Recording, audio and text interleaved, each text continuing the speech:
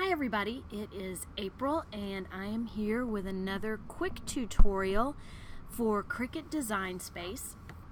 I know lots of people have gotten machines and some people are getting frustrated with trying to use their new software, so I'm hoping these quick little tutorials will help expose you to some of the features of the software, things that are easy to start with, and then you can expand your horizons as you get more comfortable within the software. So today what we're going to do is we're going to learn to weld, and there are a couple steps before we weld. What we're going to weld is text, and you might want to use that if you're creating a sentiment or you're creating a title for a scrapbook page. Even if you are cutting out vinyl for a shirt, you may want to use the weld functionality within the software.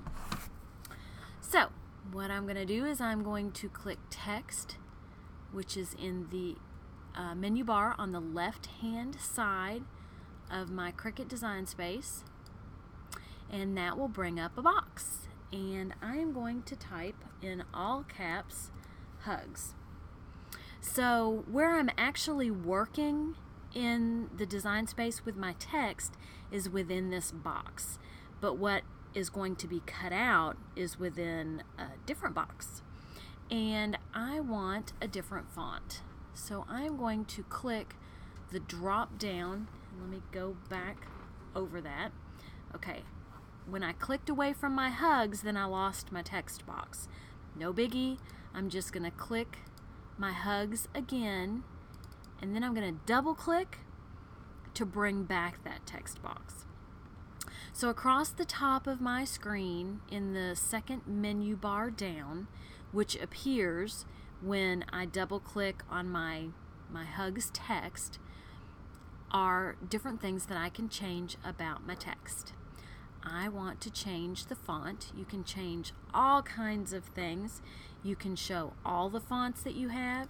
You can show just what's in your system, so those would be the fonts that are loaded to your computer. And you can show the Cricut fonts, which are not loaded to your computer. You couldn't use them in a Word document. But Cricut fonts, sometimes you get fonts on your cartridges, sometimes you've purchased them, but these are specific to Cricut. I'm going to go back to all, and I actually want Courier. Nope, I don't want Courier New. What do I want? I don't want Impact. I don't think. Let's see. Yeah, maybe I do. Impact, because I want, that's it, I want Impact. I want my hugs to be a chunky hugs. Alright, so I've got my hugs here. It's all one big word, and actually I don't want the H and the U to be as far apart from one another, so I'm going to go to this letter space and I'm going to make this smaller, so you can see my H and my U and my G and my S are actually getting close together when I lower this number. Now I want my hugs for a card front. You may want it for part of a title for a page, anything, vinyl, cutting it out, whatever. So I'm going to make my hugs a little bigger, and I actually want it to be taller. So here I only have the option of making it bigger and keeping the dimensions the way they are now. If I want to make this taller and stretch it out, I'm going to have to unclick this lock. And then you see this icon changes where there are arrows all four ways. So I'm going to drag this down, and I'm going to make my hugs taller. And then in order to keep that dimension and not be able to change that, I'm going to click the lock button, and then I can only make it bigger or smaller, but I'm keeping the dimensions that I have. Okay, now this is actually going to go on a card. So I'm going to click Shapes, and I'm going to choose square, and it puts a little square out here for me. Now, I want this square to be the size of a card base. So, I could unlock here and change the dimensions, or I can unlock up here and put in exactly what dimensions I want. So I want this card to be 4 inches wide by 5.25 inches high. And actually I have them backwards, but I can rotate it. Okay, now I don't want that to change. I want that to stay in that exact size. So here I'm kind of mixed up my height and my width. So I'm going to use this circle to tilt it the way that I want. Alright, and then I'm going to drag my hugs up. Where'd my hugs go? It's behind my square. Or I'm sorry, that's not a square. It's behind my rectangle. I don't want it behind. I want to see what it's going to look like on the front. So I'm going to right click and I'm going to put move to front. And that will make this image go in front of any other images that I put on this screen. Now, if I wanted to do that with the menu bars, then I would click what I want to arrange, click arrange, and I can move it to the back. And that's going to put it behind that rectangle again.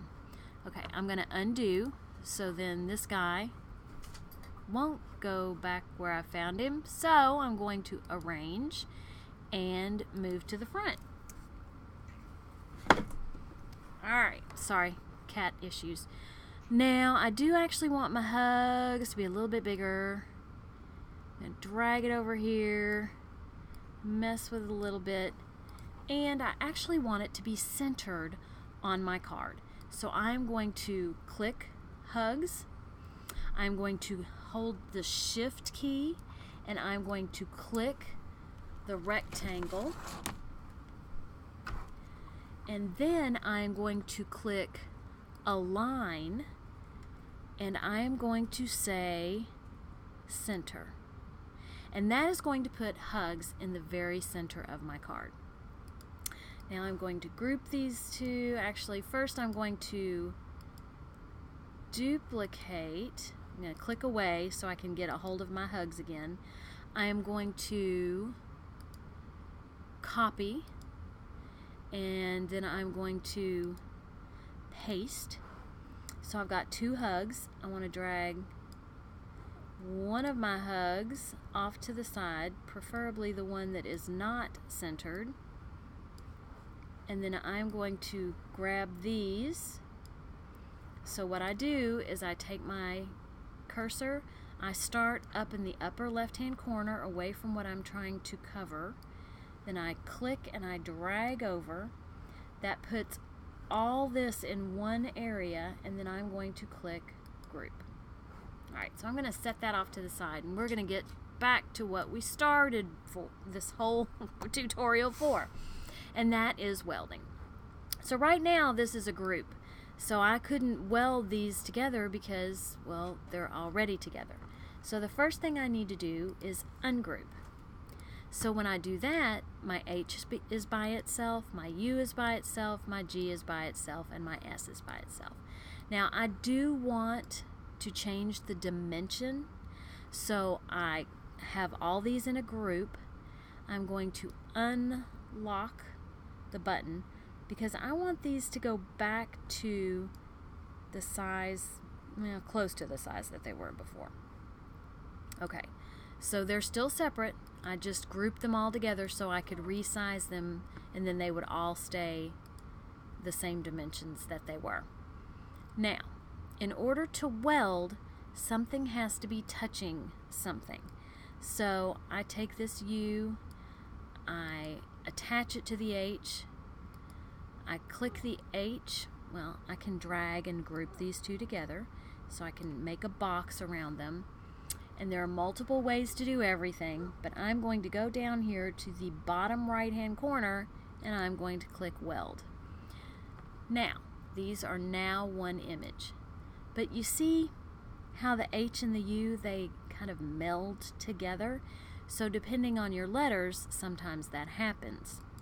So I'm going to undo, and let me undo again, undo again, undo again, and now they're separate again. And this time what I want to do is I want to attach these two letters, but I'm going to put this one on an angle, so then when I attach it, I don't lose that whole side of the U. And I like to do this on one of the lines of my mat. So I want to line up that H on this grid line on my mat. And then I'm going to bring this U down, and I'm going to put the bottom of the U on the line of my mat. So I do have this coming straight across, even though this guy's at an angle. I'm going to lift him up a little bit.